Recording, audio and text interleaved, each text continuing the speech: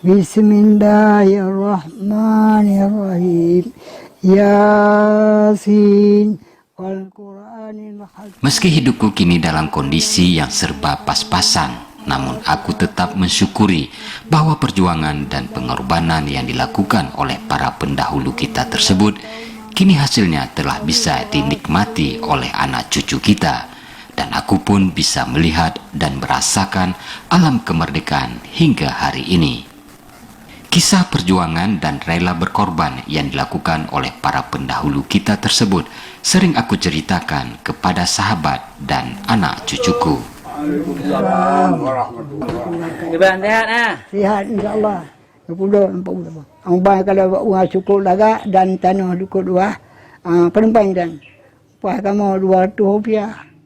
200 itu apa yang... Ya, alhamdulillah waktu kami ke istana penyambutan Bapak Presiden sangat baik sekali. Ya, waktu ayah ke Jakarta ke istana, Bapak Presiden nanya apa tu mau menagih hutang? Oh bukan, saya sini bukan menagih hutang.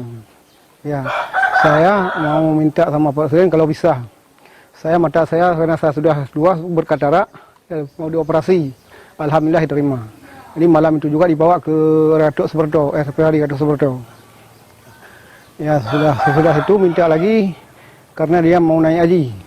Ya, alhamdulillah nanti kami proses. Ya sudah itu minta masjid. Alhamdulillah sudah bangun juga.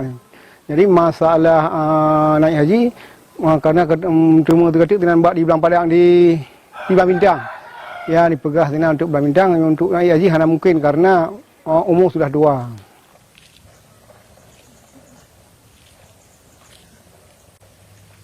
Assalamualaikum ah. Waalaikumsalam. Gimana sehat? Sihat insya-Allah.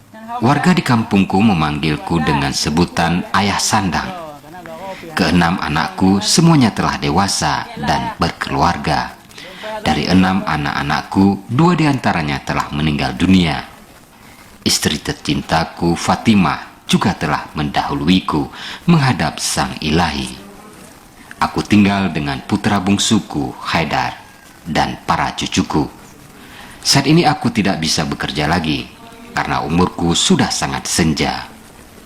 Keseharian aku sering berjalan keluar rumah untuk sekedar mencari angin dan mengobrol dengan teman atau sahabatku di kedai Ngohmin.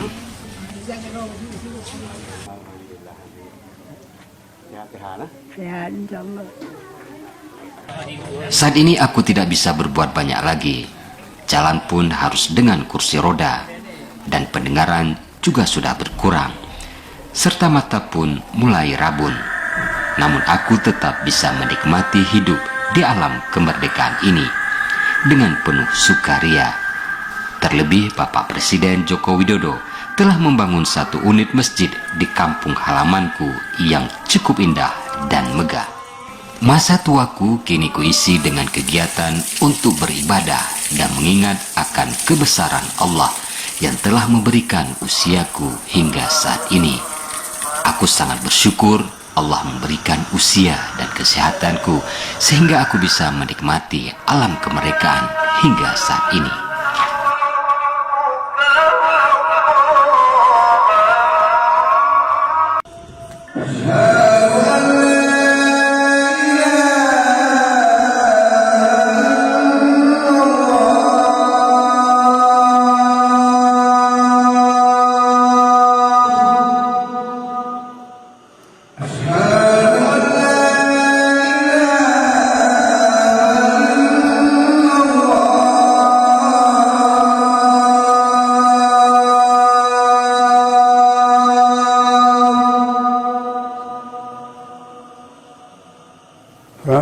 Sebenarnya lon orang dilamai sehingga lon kawin kena ulut.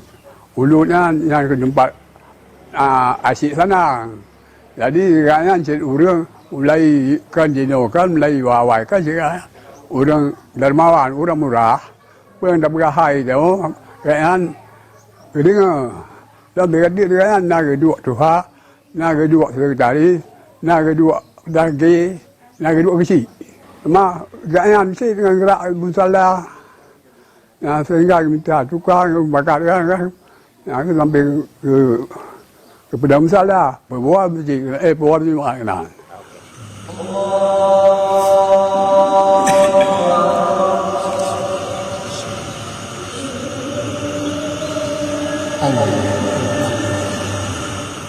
Ya, Nek Sandang ini perjuangannya, pengorbanannya untuk menyumbang, membeli pesawat, rela menjual sehektar kebun kelapa di Pulau Raya seharga Rp200.